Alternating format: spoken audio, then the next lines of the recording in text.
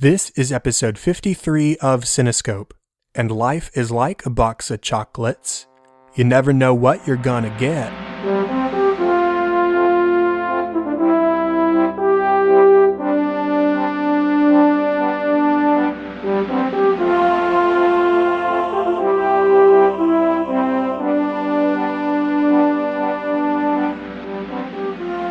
Welcome to Cinescope, where our goal is not to criticize or to assign ratings, but rather to celebrate the movies we love, exploring story, characters, music, and relevance to the world around us. I'm your host, Chad Hopkins, and joining me today is Katie White to talk about one of our favorite films, Forrest Gump. Katie, how are you doing tonight? I'm well, Chad. How are you? I am doing well as well, at least today. I was a little under the weather. We postponed the podcast by a day, but here we are. I'm feeling better, and I'm very ready to talk about this movie. Yeah, I'm excited to do this. Well, how about before we start, you introduce us to who you are and what you do and all that good kind of stuff that the listeners might be interested in. Great. So as Chad said, my name is Katie White. I am an actor and arts administrator here in New York City. I met Chad at Texas Tech University, where we both were music majors, Chad for French horn and myself for voice. And we've, since I moved to New York, we really kind of fell out of contact except for Twitter. And so we've kind of kept up a friendship over Twitter. And then now we talk a lot more because Chad and I have actually started a podcast of our own. Chad approached me to start a podcast of one of our very, very favorite TV shows, The Office. So that is underway, and Chad and I have been luckily in contact a lot more recently. We have, indeed. In fact, this is our fourth or fifth time recording together at this point. Yeah. More on our Office podcast later, but we have been plugging it in the last couple of episodes, and you can look forward to listening to that very soon. So with that, I think it's time to just go ahead and jump in. Let's do it. Okay, so we're talking about Forrest Gump, which was released on July 6th of 1994 and was directed by my favorite director, Robert Zemeckis, who also directed Romancing the Stone, the Back to the Future trilogy, Who Framed Roger Rabbit, Contact, What Lies Beneath, Castaway, The Polar Express, Beowulf, A Christmas Carol, Flight, The Walk, and most recently, Allied. The script was written by Eric Roth and was based on the book of the same name by Winston Groom. The music here was composed by Alan Silvestri, Mr. Zemeckis' normal collaborator, so his filmography looks like Zemeckis movies, as well as Captain America the First Avenger, The Avengers, and is set to score the upcoming Avengers Infinity War and the untitled Avengers 4. This movie stars Tom Hanks, Robin Wright, Gary Sinise, Sally Field, and Mykelti Williamson. So as always, Katie, how about you start us off with what your first memories of this movie are? Maybe if you remember your first time viewing it or anything like that. You know, I actually don't remember the first time I watched this movie. I think I was pretty young. I mean, not too young, because there is some explicit content in it, but I don't really remember my first time. But I do remember the first time I watched it consciously, the first time I remember watching it. I didn't think it was anything special. I think I was a little too young to really appreciate it. And then I watched it again many, many years later, probably in college, and I just fell in love with it. It's a really unique film to me. It's, if you've seen the film, it's really, it's set up really differently. You're kind of taken through a tour of, 3 or 4 decades through one character, which is really unique. And I am absolutely in love with Tom Hanks. So it's just absolutely one of my favorite movies. I had a pretty similar experience, actually. I think I saw bits and pieces of the movie on TV, maybe growing up. But the first time I actually remember sitting down and watching the movie was at my grandparents' house. And my grandmother and I think it was probably during the summer, I was around middle school age, if I had to guess, maybe early high school. And they had this old beat up VHS copy of the movie. And so it wasn't the highest quality watching experience, but it was a watching experience nonetheless. I enjoyed the movie for what it was. But I think at the time, most of what I enjoyed about it was just sort of the quirkiness of Tom Hanks' character. He's occasionally funny. He's got these weird personality traits where he does silly stuff because of just who he is. And I think at the time, that's more of what I was drawn into than anything else. But certainly as time has gone on, I've watched it more, I've matured, and I've explored the film a little bit more. I have understood the depth of the characters a lot more and the context of the events in which the movie is framed. And since then, it's become one of my favorite movies. Like I said, Robert Zemeckis is my favorite movie director. Back to the Future, it's no secret, it's my favorite movie, just period. And I love Who Framed Roger Rabbit, and Forrest Gump is just up there with the best of them, I think. This has been a movie that I've been looking forward to talking about on the podcast for a long time. I didn't realize he also directed Castaway, which is another one of my favorite of Tom Hanks's work. Yeah, he and Tom Hanks have somewhat formed a little bit of a collaboration between the two of them, because they did this, they did Castaway, they did The Polar Express. Right. So, yeah. They clearly like each other's work. They do. Now, what about the story? What in the story here specifically sort of draws you in? Well, I think one of my favorite parts of the story is also part of what makes this film really special, which is we hear Forrest Gump narrating quite a lot, but he's not narrating just for the sake of narrating. He's narrating because he's telling the story while he's sitting at the bus stop. So some of my favorite moments are actually when Forrest is seen on screen at the bus stop talking to the various strangers on the bench. I know that's one of my favorite parts of the story because we do get to see him in the flashbacks and as he's telling the story again. Yeah, I really do like that framing device where he's talking to these random people of varying degrees of interest or even belief in his story.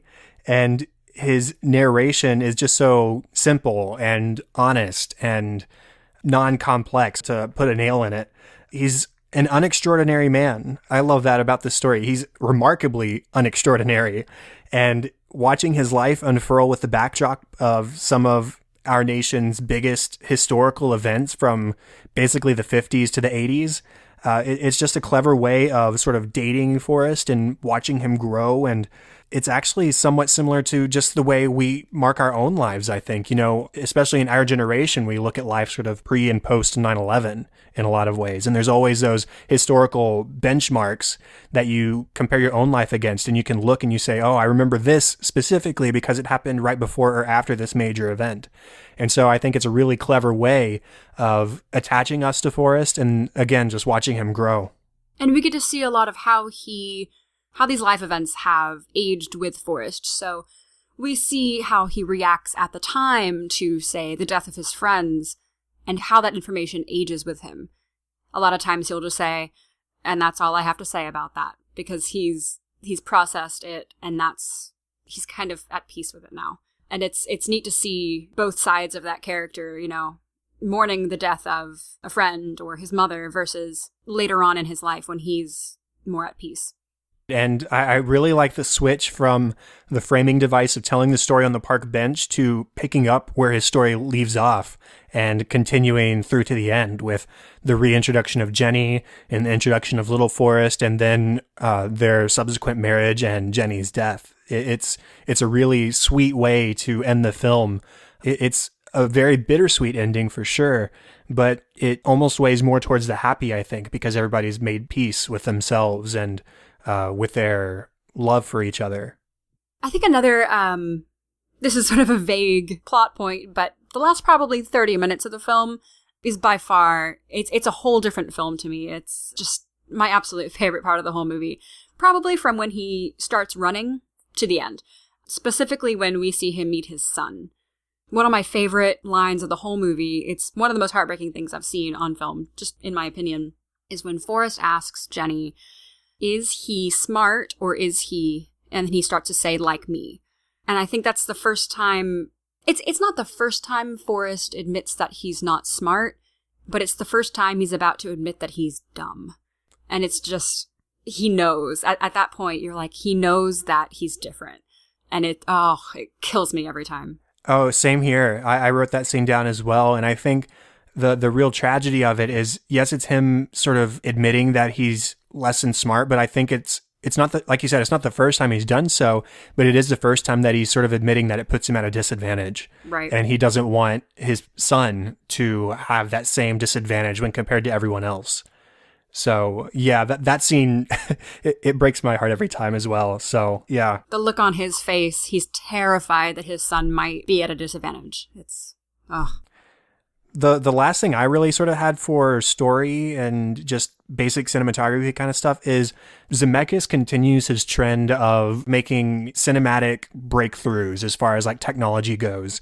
You see them putting Forrest into this archival footage and digitally altering people from history's mouths within that footage so that they can actually talk. And maybe it doesn't hold up entirely well. They could probably pull it off a little bit better today. I'm sure they could probably even go back and remaster it to make it look perfect. I'm not saying I want them to do that, but it was pretty groundbreaking at the time for sure back in 1994. So stuff like that. And then Lieutenant Dan's legs. Robert Zemeckis is a guy who brought cartoons and live action together for the first time in Who Framed Roger Rabbit. And then in Polar Express, he basically introduced the idea and the concept of the 3D movie. And then Beowulf was just a continuation of that idea on a much larger scale. So Zemeckis has always been on the forefront of cinematic technology. And this was one of his, there were a lot of steps in this movie that he made towards furthering that. I had that written down as well, specifically with Lieutenant Dan's legs, because there were several moments where I was curious, so I read about this because I knew that the actor has legs, how they did this in 94, and it was pretty fascinating. I can't begin to pretend like I have the knowledge to explain it, but look it up if you can. It's really interesting how they pulled off these special effects. Well, let's go ahead and start talking about characters. So just right off the bat, Forrest himself, what do you have to say about him? Oh, Forrest. He's so sweet. He to me is just the most innocent, naive, sweet man. I mean, he seems to look at everything very simply and very happily. Even the bad things that happen to him, it's a part of life. You never see him, not that I'm aware of, I don't think you ever see him get mad really at anything or think that anything's unfair. For someone with a low IQ, he still has such a wonderful life, and I think that's a really wonderful message to convey, is like, it doesn't matter what you're given, you can make life better. You can choose to be happy. It's like his mom says, he's no different than anybody else, and so much of this movie is him experiencing life in a way anybody else would, getting some of the same opportunities. I like, we've talked about in the Back to the Future movies that Robert Zemeckis and team are experts at sort of setting up and paying off these little details within their films. And this one is no exception. From the very first shot of the movie, from the feather landing in front of him, you see his beat up sneakers. So you can sort of automatically assume that he's athletic in some way. In fact, he shortly thereafter quotes his mom and says, "Mama always said that there's an awful lot you can tell about a person by their shoes." And he's a prime example. We see his shoes are beat up, they're frayed and torn, and they've clearly been through a lot, so we can make some assumptions. The fact that he picks up the feather to begin with, I think, is a pretty early indication that he's a curious person or that he's drawn to simple things. I think it's not too far a stretch to say that if you or I came across a feather, we wouldn't even consider it. It'd just be a piece of debris floating by in the wind. But Forrest is the guy who picks it up. More than that, he tucks it away in Curious George. So why does this grown man have a copy of Curious George? Why is he carrying it around? What's the significance of that? Why does he have a ping pong paddle in his suitcase? So we can assume some things about his character. We can ask some questions about his character just based on these little things that pay off later, that we learn more about later. And then even the fact that he's wearing a suit with those sneakers sort of sets up the fact that he's preparing for some sort of important event or meeting, which is, as we come to find out, him meeting up with Jenny for the first time in who knows how long. So I just love that Zemeckis and team are so attentive to detail that just in those first few seconds of the film, you can assume and ask a lot about this character just by what we see. I hadn't thought about it, actually, with the suit and the tennis shoes, and that's such a Forrest outfit. He wants to look nice for Jenny, but it's his shoes. Those are his shoes, and that's what he wears, and that's just really endearing. Yeah, and the fact that she gave him those shoes, as we learn towards the end. Yeah. I love how charming a narrator he is. We already talked about the narration just a little bit, but he's just so charming, and he's so attentive to detail, right down to exact dialogue. In fact, there's several times during the film where he'll say a character says a certain thing, and then immediately after, that character will say that certain thing. So it's a funny, endearing sort of narration technique that is employed several times throughout the film, and it always gets a sort of a little bit of a grin or a smile from me. I think one of my favorite Forrest moments is, it's after 3 or 4 times of meeting the president. I believe it was after the ping pong match. And he says, So again, they invited me to go to the White House and meet the president. So I did. Again. Like, he's just... yet another meeting with the president. Like, it's just no big deal. And another one of mine is after he gets all the money for the... Lieutenant Dan invests him in Apple. And he gets a letter saying that they don't have to worry about money anymore. Is that from Apple, or is that from something else? No, it's from Apple. He says it's some sort of fruit-based company. Fruit-based company. I couldn't remember if it was the shrimp boat or Apple. It was Apple. And he goes, and they told me that I didn't have to worry about money anymore. You know, that's nice. One less thing. He's so simple. He's not impressed or affected by things like going to college or visiting the White House or even going to Vietnam for war. It's just another step in his life. Another thing. Yeah, just another thing. Now he's a millionaire, and oh, that's nice. Now I don't have to worry about money. Okay. It's like anyone else would be over the moon, but he's like, all right, well, it's one less thing I have to worry about. That's good. We find instead of being attached to these sort of extravagant events or money or anything like that in his life, he's more attracted to the people in his life. He's constantly quoting his mom. He says several times, Mama always said, whether it's life is like a box of chocolates or whether it's there's an awful lot you can tell about a person by their shoes or any other number of little tidbits that he reveals he learned from his mom and that he sort of lives his life by. And his dedication to his mom extends even further. He jumps off the side of the shrimp boat and swims to shore as soon as he finds out she's sick. She's such an important figure in his life because she made him realize that he's no different than anybody else and that he can be his own kind of person. And he's also dedicated to people like Bubba. He calls him my best good friend. Mm-hmm. And he carries on his legacy and his wishes and ultimately shares his part of the money with Bubba's family so that they can move on and live better lives. And then his loyalty to Lieutenant Dan, when Lieutenant Dan drags him off his hospital bed and is angry, visibly angry and upset that Forrest sort of stole his destiny from him in his eyes. He says, I was Lieutenant Dan Taylor. And Forrest just simply replies, you're still Lieutenant Dan. And the whole rest of the movie, it's always Lieutenant Dan this, Lieutenant Dan that. He never calls him anything else because he has that level of respect for him. He's still Sir. I mean, Lieutenant Dan's not going to call him Sir, but he is Sir to Forrest. He's always his lieutenant. It's always that respect and that loyalty. And then his level of attachment to Jenny just knows no bounds. No matter how many times she spurns him, he's there for her and he's always thinking of her. It's sad in a way because you see how she treats him for much of the film, and we'll talk about that in just a moment, I'm sure. But he never thinks of her any differently than as the most beautiful angel he's ever seen or the sweetest voice he's ever heard or anything like that. He's always telling a story, but then I would think of Jenny and yada, yada, yada, yada. And then I think of Jenny, and his entire life story is bookended by him thinking of this girl who he eventually marries. And as flawed as Jenny is, and I know lots of people have mixed feelings on Jenny, but you got to be happy for Forrest. I mean, he got her finally.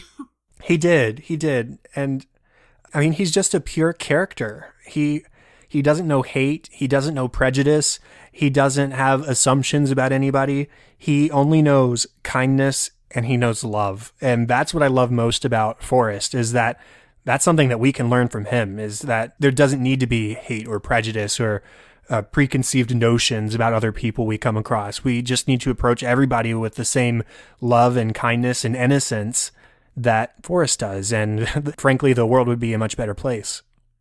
We even see him in that first big riot when his school was allowing African Americans to attend for the first time, and he picks up the woman's notebook and gives it back to her as she's walking into the building. Like, he does not know prejudice at all. He wouldn't think twice about sharing a school. It's just really innocent and open-minded like that. Well, let's go ahead and start talking about Jenny just a little bit. So what do you have to say about Jenny? I struggle with Jenny. I never really pinned down what I think of her. It kind of changes with every viewing. She had such a hard childhood. I mean, she was abused. She is just so challenging. She's very smart, but she makes bad choices that end up hurting her and hurting Forrest. Sometimes it seems like she knows she's hurting Forrest and she keeps doing it. But I do think she loves him. I don't know. I struggle with her. I think that she's sort of a sobering example of how important a child's formative years are and how our experiences when we're that young and that age can really stick with us and affect us for the rest of our lives. I think there's really sort of two possibilities in the way she treats Forrest and why she treats him that way. I think one of them is that maybe she's frightened of sticking with Forrest to the point that he becomes just another abusive male in her life. She struggles with coming across men who truly treat her with kindness, whether it's her father or whether it's men who stare at her naked on stage or whether it's these boyfriends who introduce her to drugs or hit her or anything like that. I think she's just worried that if she sticks around for Forrest for too long, that he might become the same thing, at least when she's younger. But then I think the other possibility is that she doesn't want to corrupt him with her own issues. I think that she realizes that she's messed up, that she's had a rough life, and that she's struggling with departing from that. And she doesn't want to take a character so innocent as Forrest and bring those same problems into his life. I like that point of view, and I agree with that, I think, as well. She knows that she's troubled, and I think eventually when she finally does sort her life out is when she feels that she can then return to Forrest. I think one of my favorite moments between the two of them is when we kind of see Jenny in her first big slump, as an adult anyway. She was kicked out of school, and Forrest goes to see her sing at the burlesque club, and she's completely naked, on stage holding a guitar, and the audience of the movie is led to be kind of disappointed and feel sorry for Jenny. But when you look at Forrest, he is so proud of her because she's doing what she loves. She's a folk singer, and I believe he makes a statement on that point, which is she finally did it. She's singing folk music, and it's so sweet to see that he doesn't see the negative side that we all do, which is she's being, kind of harassed by these men, but Forrest sees it as she's doing what she loves. Right. He's never anything but proud of Jenny, whether it's him thinking that she's reached her dream of becoming a folk singer, or even at the end when they're getting married and Lieutenant Dan shows up and he says, "This is my Jenny." And he looks at her and he's got this grin and he's so proud that this is finally happening and that they're finally going to spend the rest of their lives together. However short-lived it may be, he can finally call her his.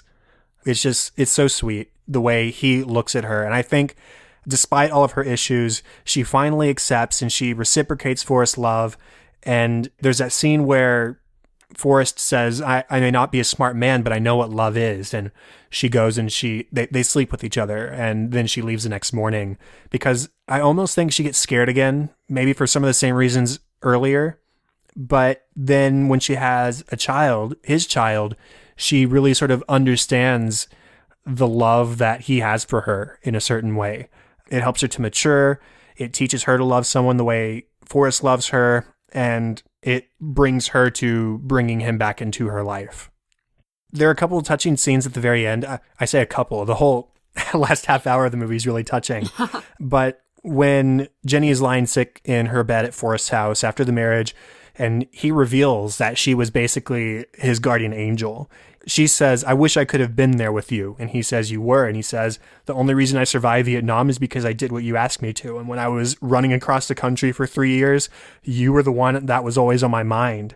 And when I was shrimping, I named the boat after you. And I saw beautiful sights amongst all these memories. And you were on my mind, at the forefront of my mind the whole time." So I love that moment. And then something that I had never noticed before, but during Forrest, or at the end of Forrest's long monologue at Jenny's grave under the tree, as he starts walking away, a flock of birds fly into the tree above her grave. And it's reminiscent of that scene at the beginning when she's with Forrest and they're praying in the cornfield that God make her into a bird so that she can fly far away, far, far away from here. I don't think that the movie is trying to say that she had to die in order for her to reach that sort of level of peace and that freedom. I think it's saying that because she brought Forrest back into her life and because she made peace with death, then in death she was free. It was because it happened beforehand, not after. Does that make sense? Yeah. And it's funny because it was just at this last viewing that I caught that same thing as well. And I agree as well that it's not her death that made it her peace, but it happened to coincide. And I believe Forrest, even heartbroken as he is at peace because he has little Forrest as well, which is a part of Jenny that will be with him much longer. And it's their son, he's the result of their love, which I think is something really, really special to him, as it should be. It's his son. Right. He's an extension. Little Forrest is an extension of Jenny. Now, how about Lieutenant Dan? What do you have to say about him? I love their relationship. I think Forrest and Lieutenant Dan have such a special bond, especially, towards the end of the film. But Lieutenant Dan he starts out, after the war, he is so harsh and mean, and he's bitter, and he's angry at God. Well, he doesn't believe in God, and he's so resentful of Forrest for saving his life. He was supposed to die on the battlefield. That was his destiny. That's what his father and grandfather and great-grandfather and on had done. And he was prepared to die there. And so after the war, I don't think he really wanted anything to do with Forrest. He left the hospital without saying goodbye. And then the relationship starts to change. But it takes a long time. I mean, they meet up over New Year's. And I think one of my favorite scenes between the two of them is when they bring back the women to the hotel room. And the women call Forrest stupid. And Dan gets furious on behalf of Forrest and says, "Don't you dare call him that. You never call him stupid." Which is just so, it's that loyalty again, which I think is one of the big major themes here, is just loyalty to your friends, loyalty to the people who love you. And Forrest absolutely loves Lieutenant Dan. I mean, every single time that Lieutenant Dan shows up, this big smile wipes across Forrest's face, and he waves, or in some cases jumps off a boat. Lieutenant Dan! I mean, he's so excited to see him. That's love. He's one of his best friends. And of course, when Lieutenant Dan shows up at Forrest's wedding, he's a new man, and he's happy, and he's getting married, and he's got legs, and he's probably found God. At least that's what Forrest believes he has. He's at peace again. I think that's my favorite part of Lieutenant Dan's character, is his sort of struggle and anger against and subsequent peace with God. When Forrest meets up with him at New Year's, he goes on this sort of rant about how at the VA, he is constantly sort of barraged with questions about finding God and accepting God into his heart, and that if he does, then he will walk alongside God in heaven. And that just makes him even angrier, because here's this man who's had his life taken away from him, basically, because he no longer has his legs. He can no longer walk. And so that idea of maybe being able to walk in the future angers him more than it sort of comforts him. And he sort of has this mindset of, what kind of God would allow this to happen to me when I had a different sort of destiny lined up for my life? And that's part of his anger with Forrest as well. But it's funny, when he goes along with Forrest on the shrimping boat and he sort of challenges God, and he's saying, I bet you won't sink this boat, and you'll never take us, and all this kind of stuff. And he challenges Forrest to pray for more shrimp. If your God is so great, pray for more shrimp. And God does it. At least that's the way Forrest tells the story, is that God comes and he sees them through to the other side and leaves them the only ones in charge of the shrimping industry. And as a result, Dan sort of accepts that, maybe I did have a different destiny for my life, and maybe this was it. And Forrest has helped me to realize this new path for my life. And it really just turns him all the way around. He apologizes. He accepts God, at least in Forrest's eyes, and he has that nice moment where he just sort of jumps over the side of the boat and peacefully sort of swims and wades through the water. It's really a pretty visual to go along with the inner peace that he's just accomplished.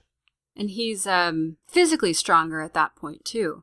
I mean, he's able to swim, which I feel like until that point he was weak physically, he was weak mentally, emotionally, and now he's swimming. He's okay. He's holding it together. And then, of course, at the end, he gets legs again. And I think Forrest's reaction to that is pretty incredible. Dan is sort of a success story, and it's kind of fun to see a little biblical parable in Forrest Gump. When he shows up at the wedding at the end, I think he sort of has the same reaction a lot of the bus stop people have, where he almost didn't expect Jenny to be real, or the same way the bus stop people think that certain aspects of Forrest's story are a little bit too far-fetched. And when Forrest introduces him, "This is my Jenny," unlike the bus stop people, Dan has a sort of, "I get it" kind of reaction. Like, I understand.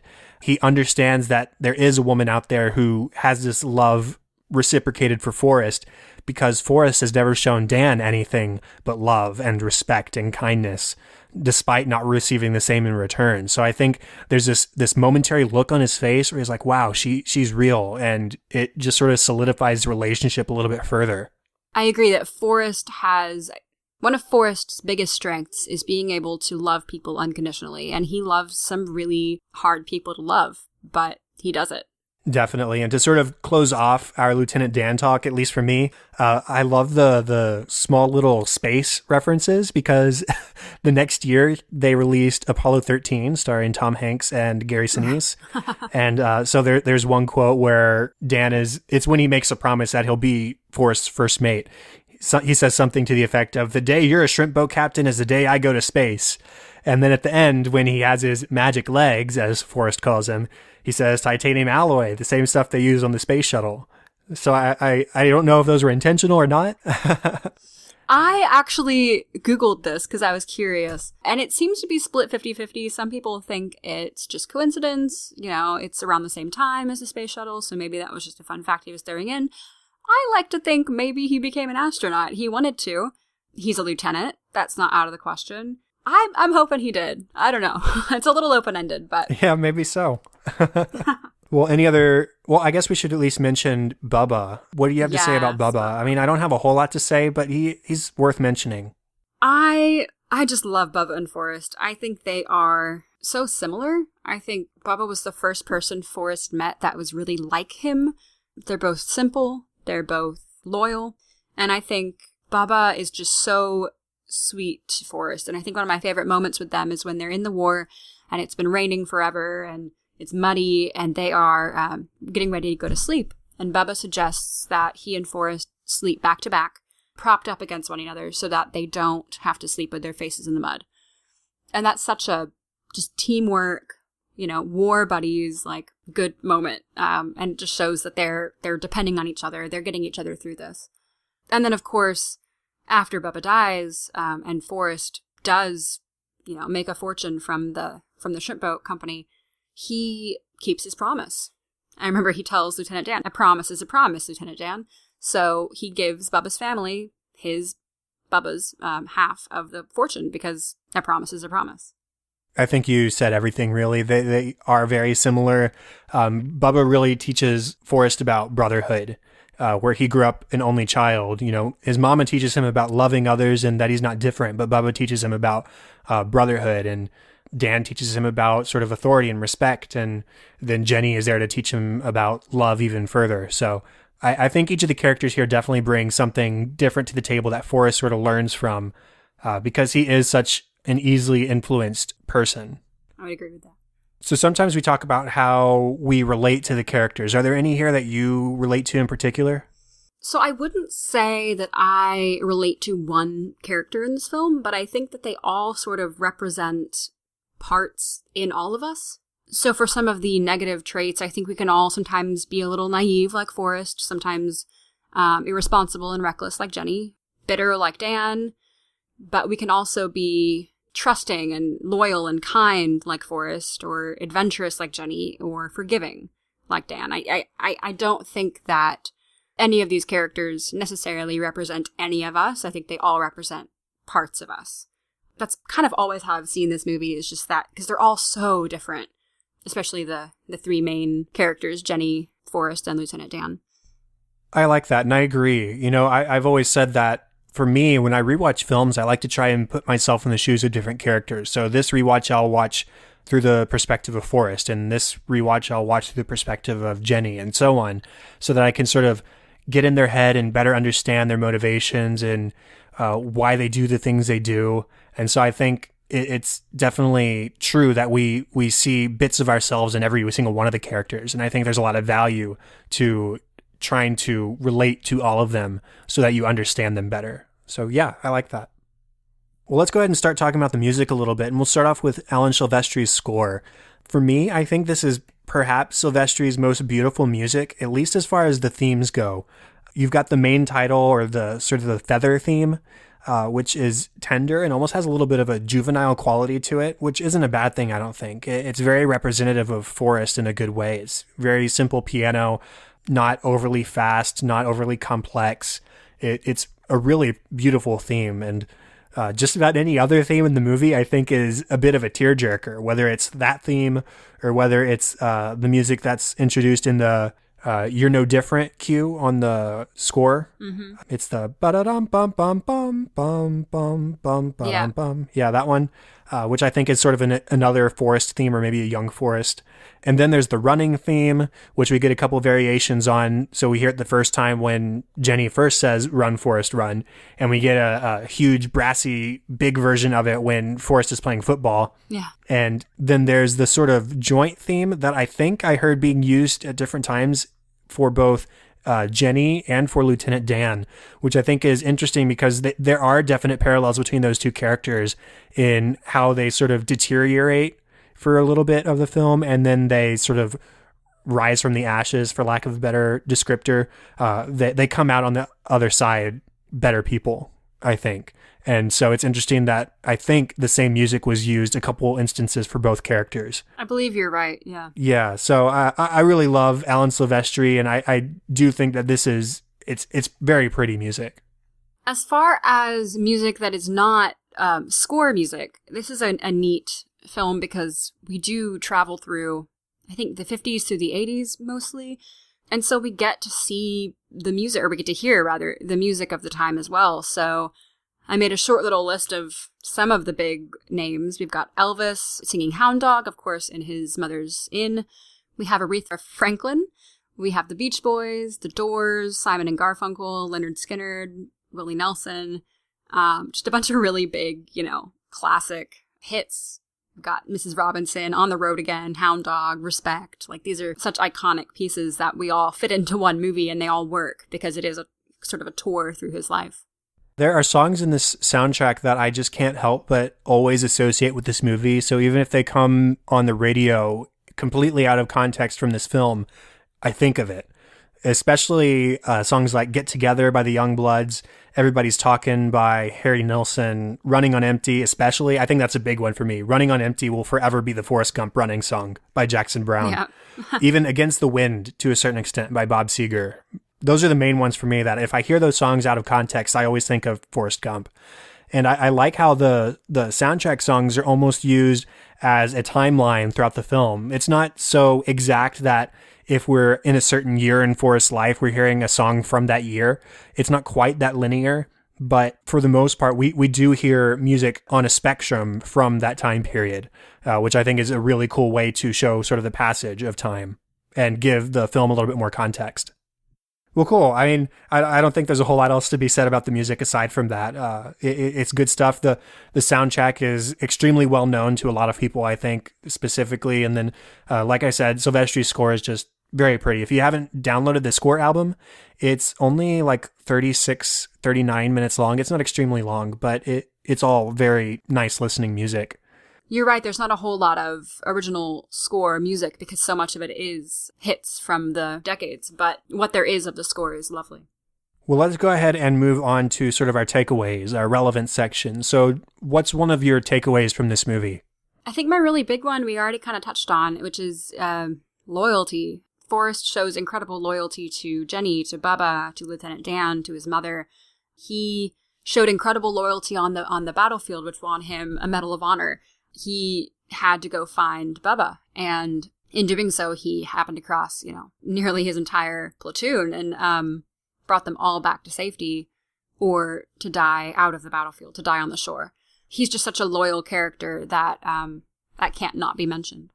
It's worth pointing out that Forrest is looking for Bubba, but in looking for Bubba, he rescues everybody else. He doesn't leave anybody by the wayside. He has a loyalty to Bubba, and that's his main motivation for running back and forth.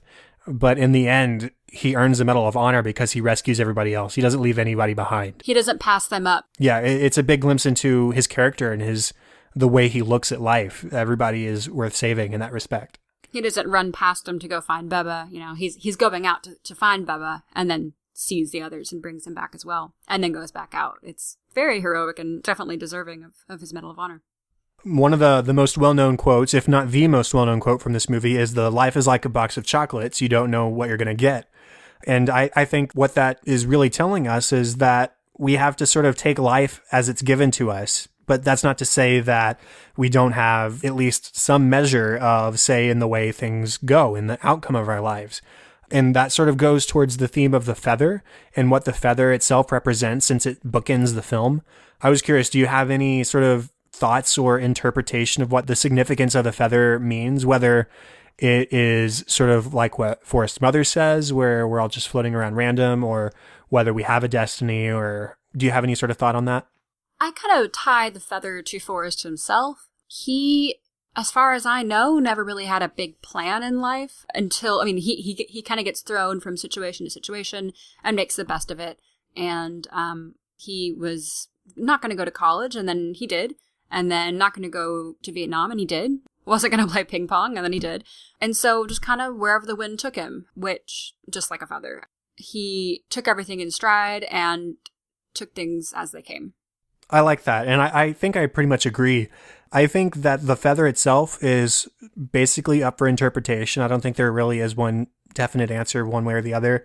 I was reading online where Tom Hanks had his own interpretation. I think this is what I lean towards, where he says basically that our future is determined by how we deal with the random things, big or small as a feather, that life puts in our path.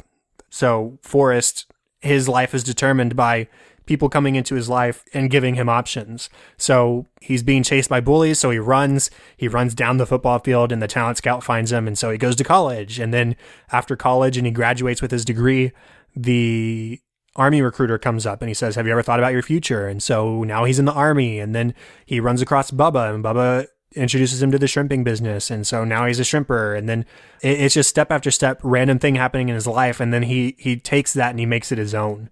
So I think that that's really what the feather represents to me, is just that, yes, life is random, but what we do with the random things is sort of what determines our outcome. Which I think is so relevant, not to make it about ourselves, but we're both in our 20s, and it's such a unsure time. And that's something that we can all definitely learn from, is we all had plans to do stuff, and a lot of times those plans change, and we need to learn how to be flexible, just like Forrest. I mean, he took opportunities as they came to him, and his life turned out wonderfully. And sometimes our plans aren't going to go the way we think they are, but something better might come along. Right. Basically what happens with Lieutenant Dan. He thought his destiny was to die in the field, and instead he presumably dies happy with a wife and having made a successful business, and that's, I would say, a lot better than dying on the battlefield. So, yeah. There are definitely elements of anti-war sort of sentiments in this movie. And there's one notable scene where Forrest is sort of roped into this anti-Vietnam War rally. And he goes and he speaks on stage. And unfortunately, we don't get to actually hear what he says because the microphones are unplugged. But because we have the internet, you can find at least what I think he says, what the internet says he says, which is, sometimes when people go to Vietnam, they go home to their mamas without any legs. Sometimes they don't go home at all. That's a bad thing.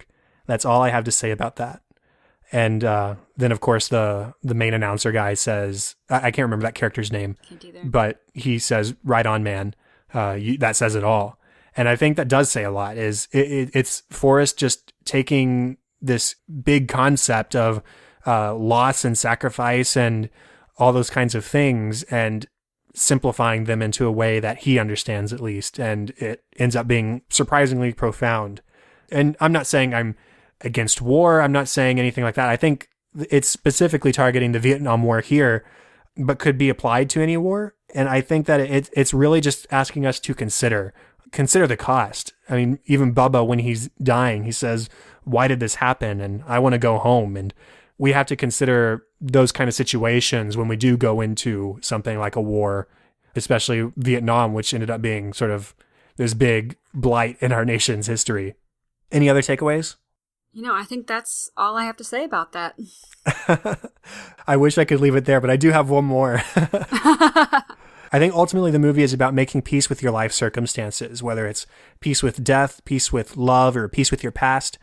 Jenny sort of grows out of her rebellious phase and comes back to Forrest because he's a man that has always treated her well.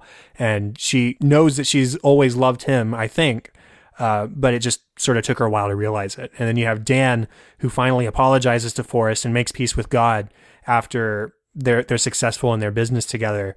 It's about weathering the storm and ultimately just being unapologetically yourself. Forrest is never anything but authentically Forrest, which is pure. He's kind, he's loving, he's free of hate and prejudice. And again, I think it's something that we should all strive for.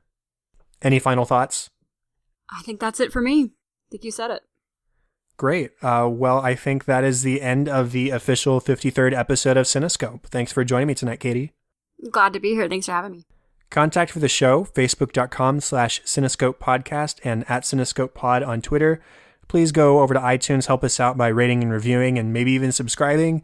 It's a great way to help us gain more traction and be more visible to a wider audience. So please do that. It'd help us out. Also, you can email feedback and ideas to thecinescopepodcast@gmail.com. And if you're interested in co-hosting, if you have a movie that you love that you'd like to talk about, let me know so I can get you on the show in the future. Now, Katie, where can people find you online? You can find me on Twitter at KTLady623 or on Facebook at facebook.com/Katie.White. And Katie, at the beginning of the show, we mentioned our new podcast. It's been coming soon for a few weeks now. And at this point, we can finally say that our first 3 episodes are available for download now. So we've already covered the entirety of season 1 of The Office, and that will hopefully give you a good taste of what's to come in this new weekly podcast. So go listen, go rate and review on iTunes if you feel so inclined, and then definitely please go to social media to tell others and to talk with us about what you think about the podcast so far, and share your thoughts so that we can start including audience thoughts on that show. So that info, the places where you can find An American Workplace, will be in the show notes. That is also a podcast that is completely beginner friendly. If you are new to The Office, you are absolutely not going to be spoiled on the ending at all. It's also great for, longtime fans of The Office like we are. It's a spoiler-free rewatch, so please join us. Right, and that's a great thing to mention because we're going through episode by episode, 2 episodes per week. We're not talking about things in advance. We're only talking about things that have already happened. And in that way, it is great for both beginners and for old people because we're also watching via DVD. So we're watching the deleted scenes for each episode. We're watching the commentary tracks for each episode. And so we're trying to instill in a little bit of extra bonus content that if you just watch the show on Netflix like we had done previously, then you might get new stuff through listening to us if you don't want to go out and watch the DVDs for yourself. So definitely go check out An American Workplace, available now. Now, the best place to find me is at Chadadada on Twitter. That is CHADADADA, and on Facebook.com/Chad.Hopkins. And all the show notes and all of our contact information can be found at the website, thecinescopepodcast.com. And that is all for this week. Thanks, Katie. It's been awesome talking with you on Cinescope, and I'm looking forward to talking with you every week on American Workplace from this point on. Can't wait. Thanks for having me, Chad. Thank you, everyone, for listening to episode 53. I'm Chad Hopkins. This was Cinescope, and we'll be back next week with episode 54. Have fun and celebrate movies.